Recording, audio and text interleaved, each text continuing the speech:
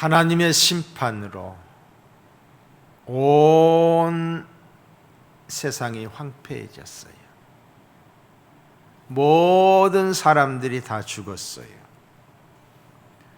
노아와 그의 아들들만 구원을 받았지만은 그야말로 세상은 황폐했고 쓸쓸하기 이를 데 없었을 거예요.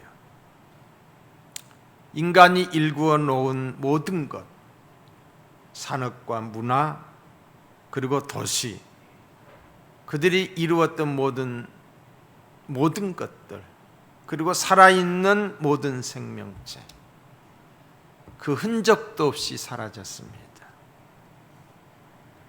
이 홍수 심판 이후에 하나님이 하나님의 마음을 이렇게 표현을 했어요. 창세기 8장 21절에 보시면은 내가 다시는 사람으로 말미암아 땅을 저주하지 아니하리니. 이게 하나님의 아픔이에요. 이는 사람의 마음이 계획하는 바가 어려서부터 악함이라. 악해서 내가 심판은 했지만은 내가 전에 행한 것 같이 모든 생물을 다시는 멸하지 아니하리라. 하나님의 의지의 표현이지요. 심판의 결과가 얼마나 처참했는가를 보여주는 말씀이라고 생각합니다. 홍수 심판 때에 하나님의 은혜로 구원함을 받은 노아는 그 은혜와 복을 기뻐하기보다는 마냥 그냥 좋아하기보다는 거룩한 두려움이 가득했을 거예요. 나만 살았으니까 좋다, 그게 아니라 엄청난 그 트라우마가 그를 짓누르고 있었을 것이라는 거지요. 온 세상을 심판하시는 하나님의 그 전능하신 하나님에 대한 경외함, 거룩한 떨림이지요. 내일에 대한 불확실 때문에 불안이 있었을 것이다. 네? 충분히 그랬다고 생각을 합니다. 그런 노아가 방주에서 나와서 첫 번째 했던 일이 하나님께 드리는 제사였어요. 오늘로 말하면 예배를 드렸다 이 말이에요. 여러분, 구원받은 하나님의 백성은 모든 일에 있어서 하나님께 예배를 드려야 된다. 예배는 하나님을 인정하는 가장 적극적인 행위예요. 모든 일, 그 일이 기쁜 일이든 슬픈 일이든 하나님께 예배를 드려야 돼.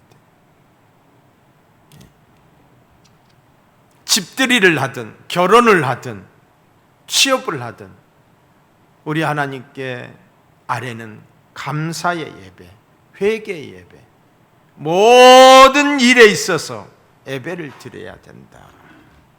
믿으시면 아멘. 하나님이 그걸 기뻐하시는 거예요. 왜? 그게 적극적인 믿음이기 때문이에요.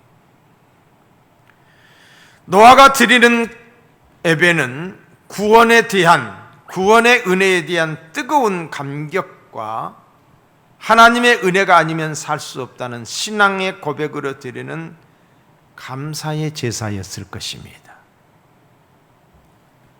노아는 정결한 제물을 드리며 제사를 드렸다고 그랬어요. 빈손으로 드리지 않았어요. 우리는 솔로몬의 1,000번제를 알고 있습니다. 그 제사 하나님이 흠양하셨지요. 그리고 복을 주셨어요. 예배를 흠양하신 하나님이 복을 주셔요. 누구에게? 노아에게. 말씀하시잖아요. 뭐라고? 1절을 보세요. 1절. 하나님이 노아와 그 아들들에게 복을 주시며 그들에게 이르시되 생육하고 번성하여 땅에 충만하라. 자, 여기서 말하는 복이 뭐예요? 생육, 번성, 충만이에요. 17절에도 똑같은 말을 다시 반복하고 있어요. 왜?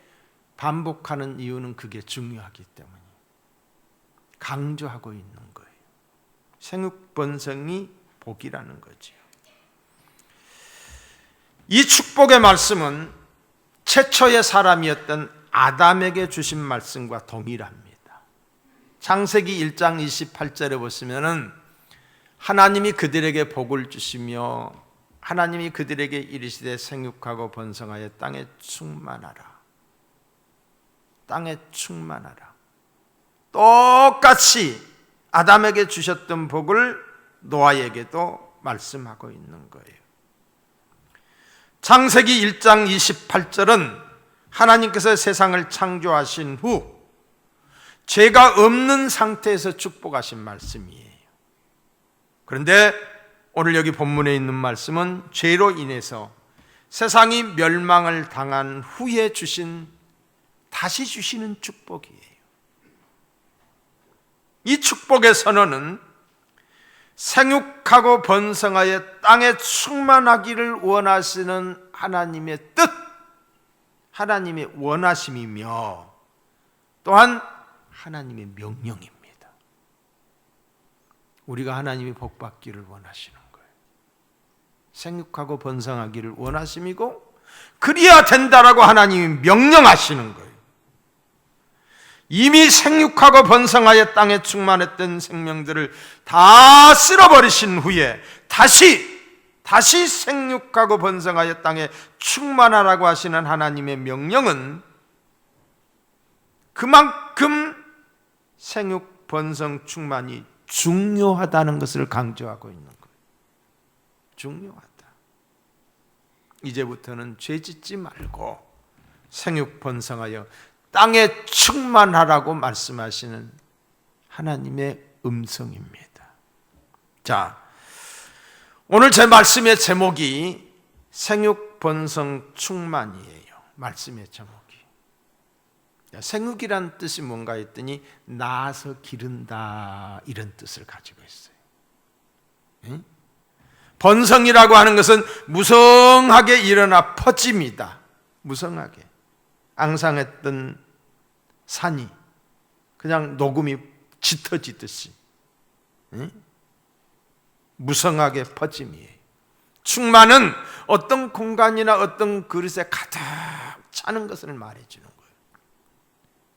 생육하고 번성하여 땅에 충만하라. 생육하는 것이 복입니다. 자식을 낳는 것이 복이라는 거예요.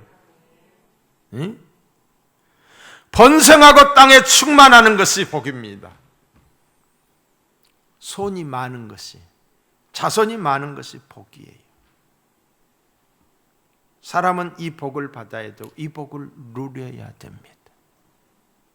하나님이 복이라고 그러시는 거예요. 그런데 요즘은 자식 많은 것을 복이라고 생각하지 않잖아요. 옛날에는 복이라고 했는데, 성경도 이걸 복이라고 했는데 우리는 그렇게 생각하지 않고 있어요. 오늘 문화에 따라서 그러는 거예요.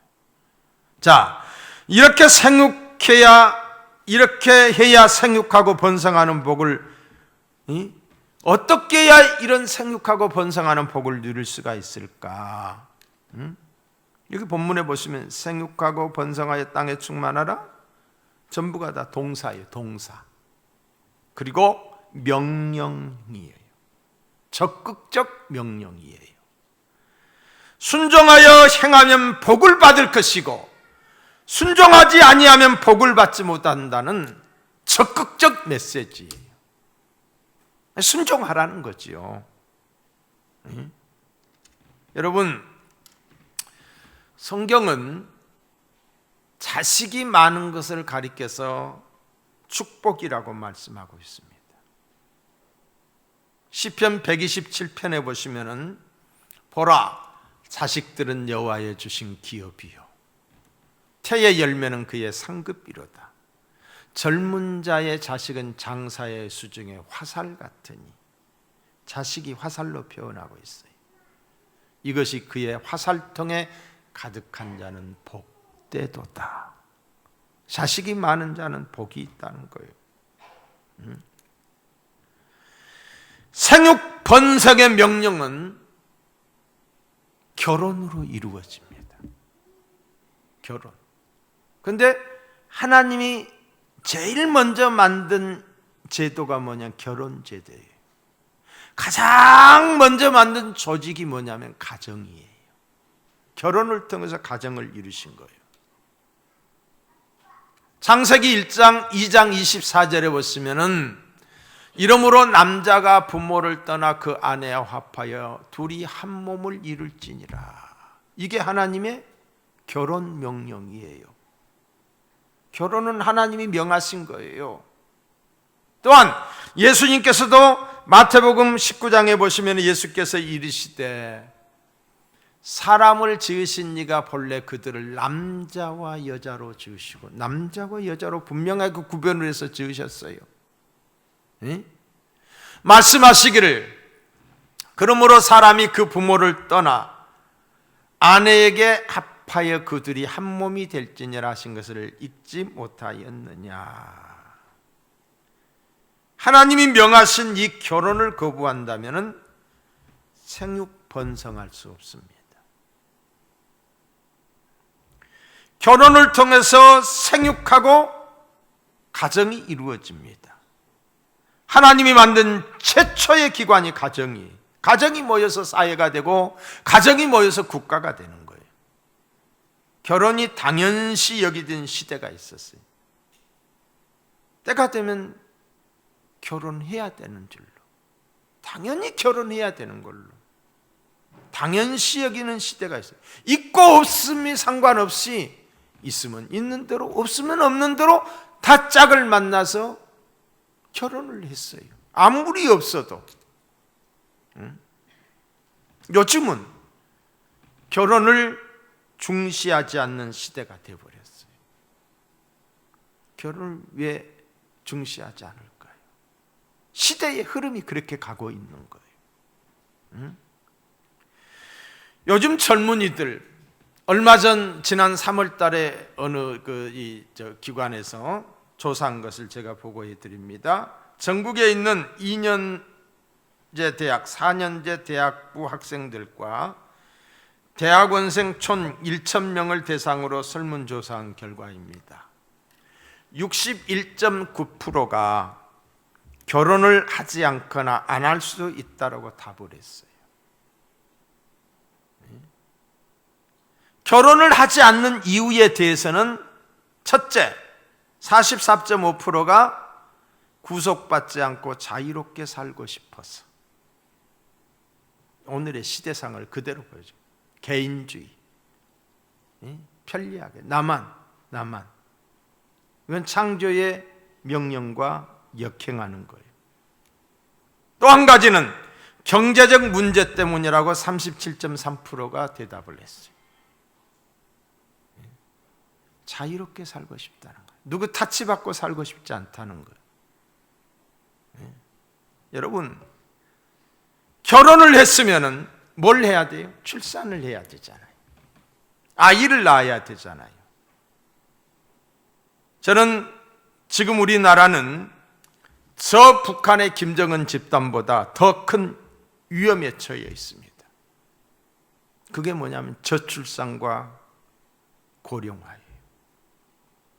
이 쓰나미가 몰려오고 있어요. 이미 몰려오고 있는 거예요.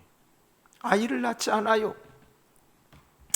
대신에 고령화의 속도는 세계 최고입니다. 노인이 많고 어린이가 없는 사회를 상상해 보세요. 불안한 역피라미드, 역삼각형. 이렇게 되면 안정이 되잖아요. 근데 이렇게 돼 있는 거, 거꾸로 돼 있는 거, 거꾸로.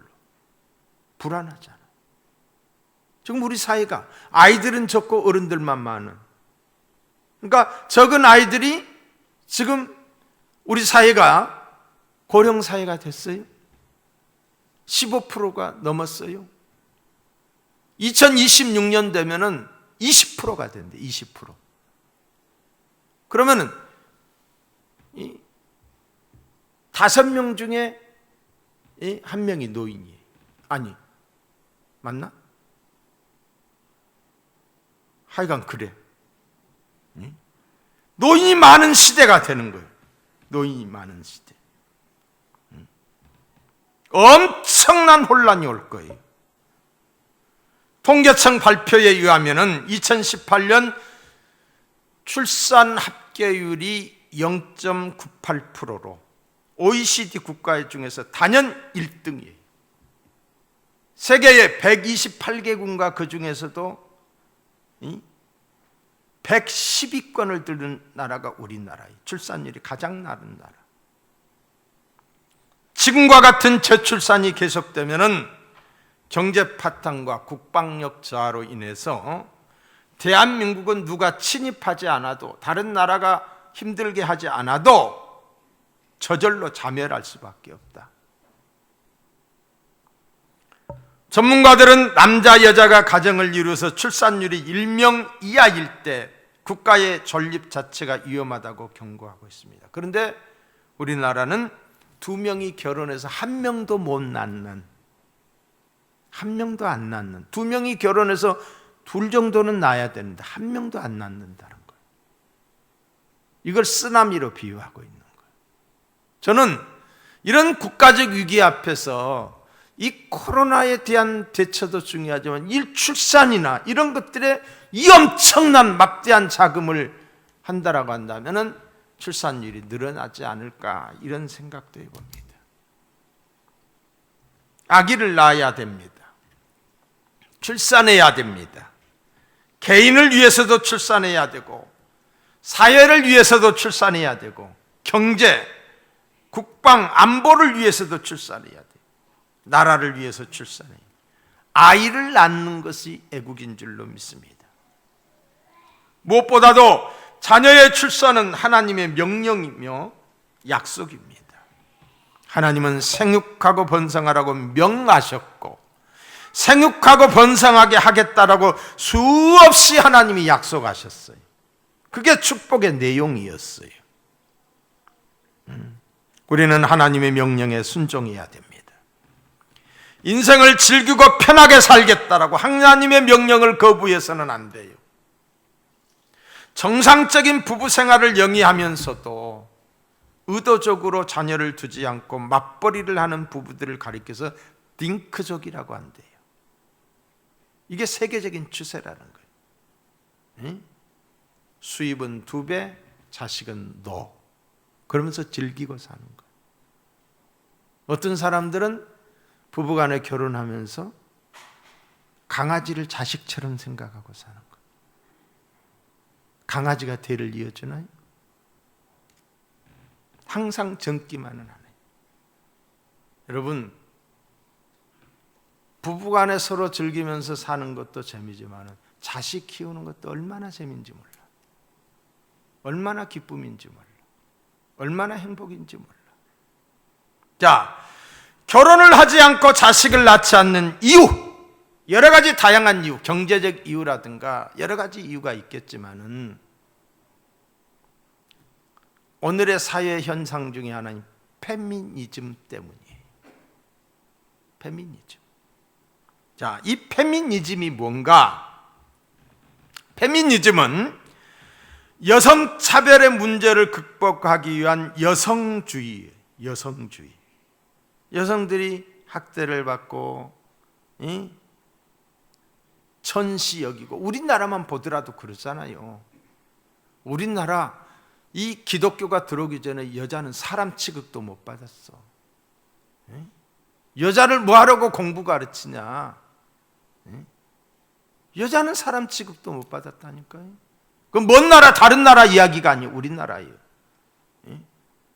여성의 인권 신장을 위해서, 여성 차별의 문제를 극복하기 위해서 여성주의로 시작된 거예요. 이게 남녀 평등을 주장했다. 남자와 여자는 평등하다, 동등하다, 이 평등을 주장했던 거예요. 근데 어느 날 이 남녀 평등이 뭘로 바뀌냐면 양성평등으로 바뀌어요. 양성평등. 언어에 혼란이 생겨지는 거예요. 남녀 평등이나 양성 평등이나 같은 거 아니? 그런데 헷갈리는 거예요. 그런데 이 양성평등이 지금은 뭘로 바뀌었느냐? 성평등으로 바뀌어버리고 만 거예요. 성평등. 성별 구분 자체를 없애는, 남자와 여자의 구분 자체를 없애는 성평등, 젠더로 발전해버린 거예요. 여권 신장과 남녀 평등의 운동으로 시작한 이 페미니즘이 본래 취재에서 벗어나서 오늘날 인류 사회와 가정의 질서를 무너뜨리는 엄청난 폐악을 저지르고 있어요. 기존 질서와 가정을 무너뜨리는 그런 역할을 하고 있다는 거지요. 남자와 여자로 이루어지는 결혼 제도를 부정합니다. 꼭 남자와 여자만 결혼해야 되느냐? 다양한 성인 생활의 공동체를 제안하고 있어요. 그게 바로 동성애예요. 남자와 남자끼리, 여자와 여자끼리 다양한 가족을 이야기하고 있는 거죠. 차별금지법이고 성평등이에요. 평등법이에요. 기존 가정 질서를 부정하고 무너뜨리는 거예요. 엄마가 되고 아빠가 되고 자녀가 되는 이런 질서를 뒤죽박죽하게 만드는 거예요. 제1부모, 제2부모. 이게 말이 되는 거냐고요. 엄마면 엄마고 아빠면 아빠지. 제1부모, 제2부모가 있는 거예요. 남자와 여자의 역할이 분명하잖아요. 성경에도 여자는 자녀를 낳아야 되고 남자는 땀을 흘려야 되는 이 역할의 혼란을 부러뜨리고 있는 거예요. 특별히 이 출산의 문제에 있어서 왜 여자만 꼭 출산을 해야 되느냐? 이건 모성애, 이건 본능적인 것인데 그걸 거부하는 거예요. 얼마 전에, 몇 년 전이지요, 국가에서 출산 장려 정책을 내면서 가혼 여성의 통계를 낸 게 있어요. 아이를 가질 수 있는 여성들이 얼마나 되는가, 그런 통계를 냈는데 그거에 대해서 규탄 집회를 하는 거예요. 그래서 자판기를 갖다 놓고 우리가 아이를 낳는 기계냐? 퍼포먼스를 하고. 자, 보여줘 보세요. 그때 하는 저거예요. 니들이 별짓을 다 해봐라. 내가 애를 낳나? 저게 페미니즘에 빠진 여자. 내 자궁은 국가 공공재가 아니다. 아이를 낳는 기계가 아니라는 거예요. 이 페미니즘은 극심한 남녀 분리주의를 통해서 사회 갈등 및 국민 분열을 일으키고 있습니다. 이성 간의 견제와 경계의 감정이 심각한 양상을 보이고 있는 거예요. 남자와 여자로 양극화되는 이른바 성양극화가 진행이 되고 있어요. 남자와 여자를 구분시키는 거예요. 이중구조로. 이게 무서운 거거든요. 그러니까 공산주의가 뭐예요? 가진 자와 못 가진 자, 배운 자와 못 배운 자, 부르주아. 그래서 그냥 가진 자들 것 다 빼앗아서 고루 평등하게 잘 사는 사회를 만들겠다는 거지. 양극화를 이루는 거예요. 남자는 지배자로, 여자는 피지배자로. 이런 논리로 인해서 여자는 피해자다. 급기야 남성과 여성 간의 조롱과 비아냥이 점점 극화되고 서로 간에 혐오하는 집단으로 사회적 병리 현상으로 치닫고 있는 형국이에요. 지역 감정이 해가지고 이 정치판이 이루어졌잖아요. 그런데 지금은 이 성정치가 이루어지고 있어요. 성정치. 그러니까 정치인들이 나는 페미니즘을 동조한다, 찬성한다. 나는 페미니즘의 대통령이 되겠다. 이렇게 해서 여성들의 표를 몰려고 하는 거예요. 굉장히 그 전에 그 강남에 있는 지하도에서 어떤 정신이장자가 화장실에서 저기 했잖아요. 근데 그걸 막 부각시키는 거예요. 모든 남자가 다 혐오 세력으로 만드는 거예요. 서로 간의 혐오 집단으로 이렇게 만드는 것들. 자, 동영상 한번 보여줘 보세요. 한 아이가 자신의 성별을 이렇게 말합니다. Tjej. Att du tycker att du är det, men när brukar barn och kompisar fråga dig om du är en tjej? Liksom? Men idag är jag en kille. Idag är du en kille, okej. Men efter jag har varit en kille, då är jag en tjej igen. När jag är tjej, då är jag en flicka. 이 아이가 어떻게 이런 생각을 하게 되었을까요? 그렇게 교육을 받았기 때문입니다. Mika has very, very long hair. Most people assume that Mika's female. If someone called Mika female in front of Mika, would you correct them or intervene? No, we've never corrected anybody. In fact, if people call Mika she, we might go with that too. Mika and Nico were both assigned male at birth, but in this family, the sex you were born with does not dictate your gender identity. 남녀의 성별이 아닌 수십 가지 사회학적 성을 스스로 찾아서 정하게 하는 교육, 인권, 젠더 교육 때문입니다. 수십 가지 성 중에서 젠더 플루이드가 되기로 한 것입니다. 기분에 따라 남자가 되기도 여자가 되기도 또는 둘 다 아니기도 하기 때문에 외모를 보고 여자라고 부르면 차별 행위가 되는 것이 인권 교육입니다. 이 교육으로 2011년 스웨덴은 남녀합 1378명이 자살을 하며 25년 만에 가장 높은 청소년 자살률을 기록했는데요. 이러한 젠더와 차별이란 이름으로 포장된 인권 교육, 우리나라 교육계에도 계속해서 제정되거나 시도되고 있는 것을 알고 계시나요?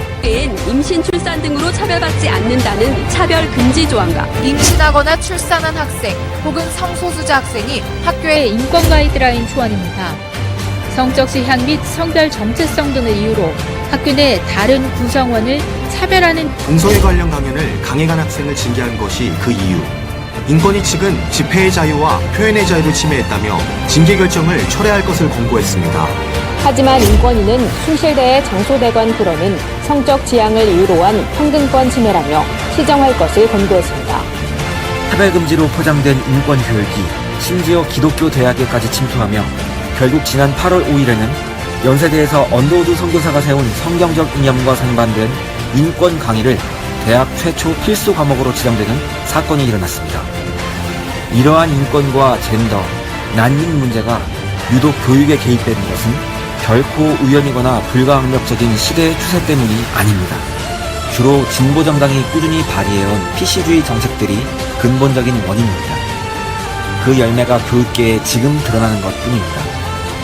PC란 정치적 올바름이란 뜻으로 소수자의 권리에 정치적 힘을 부과하여 다수의 권리보다 강한 힘을 발휘하기도 하는데요. 소수자라 주장하는 동성애, 젠더, 페미니스트, 차근법, 모든 것을 관통하는 것이 바로 PC, 즉 정치적 올바름입니다. There was a fair push for political correctness, especially in the early part of the 90s, because we have all these radical left political activist departments at the universities, women's studies being at the top of the list. 이 PC주의가 근간이 된 대표적 정책, 젠더는 우리나라에서 실패를 반복하면서도 좌익 진보 정치가들에 의해 오래전부터 시도되어 왔습니다. 2014년 10월 미 허핑턴 포스트를 통해 박원순 서울시장은 아시아 최초로 한국이 동성결혼을 합법화하길 원한다라고 말했습니다. 그 후 2017년 2월 한 포럼입니다.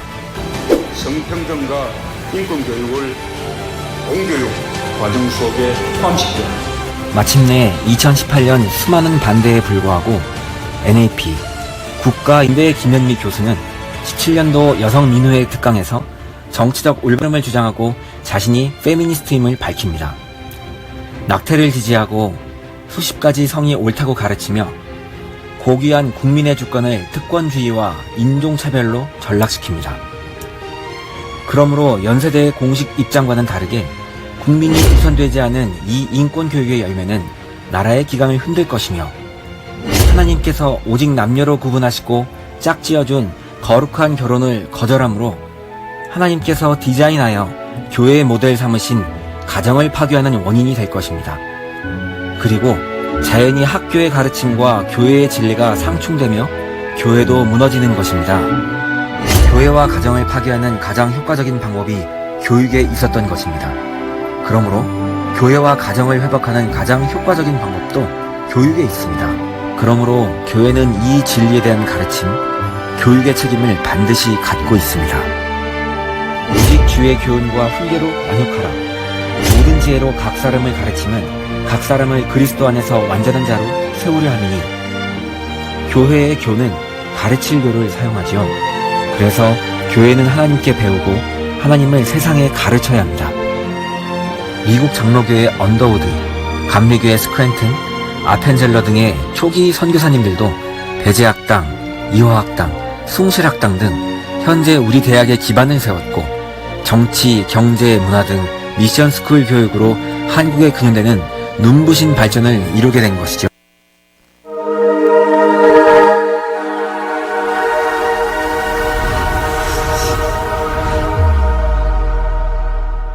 알고 계십니까? 지금 국회에 우리가 누려왔던 종교의 자유를 억압, 제한, 박탈하는 법안이 발의되었습니다. 그동안 우리나라에서 자유롭게 예배드리고 복음을 전할 수 있었던 이유는 바로 헌법이 종교의 자유를 보장해주고 있기 때문입니다. 그러나 국회에서 법률을 만들어서 국민의 자유와 권리를 제한할 수가 있는데, 차별금지법, 평등법이 바로 그러한 법률입니다. 차별금지법의 핵심은 한마디로 처벌, 즉 민형사상의 법적 책임을 지게 하는 것입니다. 형사처벌, 시정명령, 이행강제금, 2배에서 5배의 징벌적 손해배상 등 강력한 공권력으로 동성애 반대자를 처벌하는 법입니다. 우리나라는 동성애를 처벌하지 않으며 동성애에 대한 차별이 존재하지 않습니다. 게다가 이미 동성애 차별금지가 포함된 국가인권위원회법이 있음에도 불구하고 차별금지법을 제정하려는 이유는 강력한 처벌 조항을 추가하기 위함입니다. 모욕감, 수치심, 두려움 등 주관적인 감정을 근거로 해서 괴롭힘이라는 이름으로 법적 책임을 지게 하는 포괄적 차별금지법이 제정되면 윤리와 양심을 따르는 일반 국민들은 역차별을 받게 됩니다. 예를 들어 동성애의 보건적 유해성에 대한 사실을 말하거나 동성결혼에 동의하지 않으면 직장에서 징계를 받거나 차별 소송을 당하게 됩니다. 이와 같이 차별금지법은 헌법에서 보장된 국민들의 신앙과 양심, 학문과 표현의 자유를 침해하고 선량한 국민들을 범법자로 만들어버립니다. 동성애는 타고나는 것이라 어쩔 수 없지 않냐는 세간의 통념과는 달리 동성애는 선천적인 것이 아닙니다. 하버드, 캠브리지 대학 등 국제연구진은 동성애 경험이 있는 47만 7,500여 명의 유전자를 조사한 결과 동성애 유발 유전자는 없다고 사이언스지에 발표했습니다. 동성애는 성적 취향일 뿐입니다.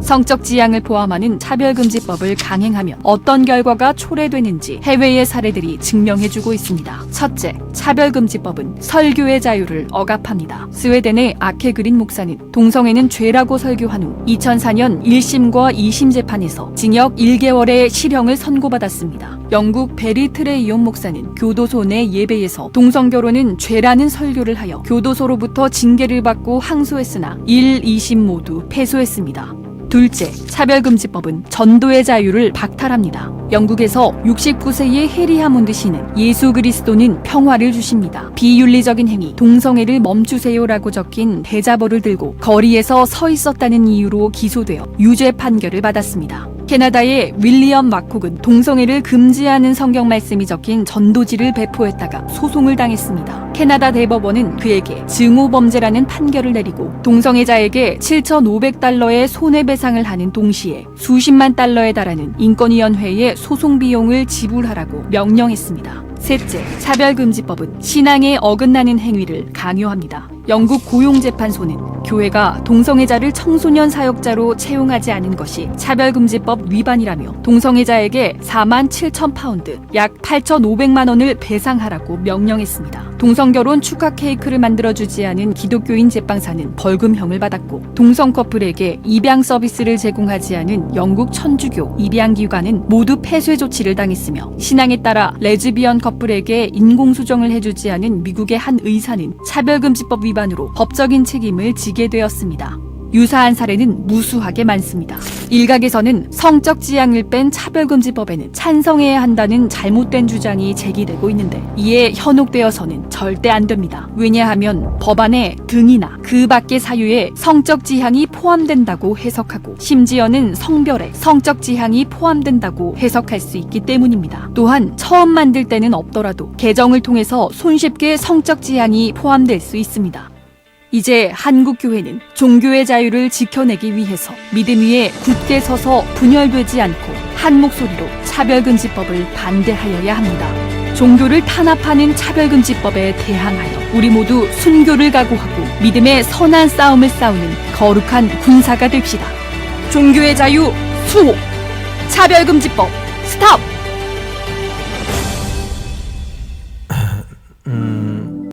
차별금지 얼마나 좋은 말이에요. 차별하지 말자. 또 성평등, 그냥 평등법. 차별금지를 이제 그 국회의원들 정의당에서 차별금지법으로 이제 이렇게 올렸고, 또 국가인권위에서는 평등법으로 올렸어요. 말이 얼마나 좋은지 몰라요. 그러니까 이런 걸 반대하면은 기독교인들 뭐 그렇게 차별하지 말자는데 그렇게 하냐? 예? 남녀 차별하지 않아야죠. 예? 뭐 인종이라 이런 것 가지고 차별하지 않아요. 차별하지 않아야 돼요. 그러나 우리나라에 지금 동성애자들이 누구한테 이렇게 차별당하나요? 차별당하지 않아요. 하는 사람도 없어요. 누가 누군지도 모르고 다 법으로 보호하고 있어요. 그런데 이걸 꼭 굳이 만들어서, 다시 말해서 성경에 나와 있는 설교하는 이것을 막기 위함이에요. 처벌하기 위함이에요. 이 성평등이라고 하는 이 네오막시즘, 칼 막시즘, 네오막시즘으로 바뀐 거예요. 경제평등을 이루어서 행복하게 살자. 이게 성평등을 이루어서 행복하게 살자는 거예요. 사탄의 논리입니다. 사탄의 논리. 그래서 이와 같은 성평등이나 페미니즘이 주는 가장 큰 피해가 뭐냐면 결혼을 하지 않는 것, 그리고 출산을 하지 않는 것이라는 거죠. 생육하고 번성하라고 하는 하나님의 말씀에 직접 반대가 되는 거예요. 반대가 돼요. 그래서 어떤 그 공산주의 이념을 이루어난, 진화된 공산주의 이념을 이루어가는데 이 페미니즘이라든가 성평등이라든가 PC 정치라든가 어떤 이 감성팔이라든가 이런 것들이 다 종합 세트로 이루어져서 있는데, 이런 것들이 이루어지고 있는 현실이 너무 안타까울 따름입니다. 여러분, 저는 우리나라 사랑합니다. 우리나라가 잘 되기를 원합니다. 이런 법이 우리나라에서 스페인, 스웨덴 같은 나라는 전 국민이 한 1000만도 안 되는 나라예요. 1000만도 안 되는 나라. 그런 나라에서 1년 사이에 13만 몇천 명이 이 청소년들이 자살을 했다. 정체간이 혼란이 생겨지니까 내가 남자인지 여자인지도 이게 제대로 안 되니까 이렇게 돼요. 이번에 강주에서도 그런 일이 일어났잖아요. 중학생이 학교에 가가지고 애들한테 성추행, 남자아이가, 그래서 그것 때문에 충격받아가지고 죽었잖아요. 이런 일들이 앞으로 비일비재하게 일어날 거다. 그래서 이런 걸 반대하는 거예요. 여러분, 제가 어떤 색깔 있는 이야기를 했다라고 생각하지 마세요. 현실이 그렇다고 하는 것을 여러분들에게 말씀을 드리고, 성경에서 말씀하는 생육하고 번성하여 땅에 충만하라고 하는 이 하나님의 축복의 명령, 이 축복이 우리 가정, 우리 나라에 이루어지기를 소원하는 마음으로 말씀을 드렸습니다. 기도하시겠습니다.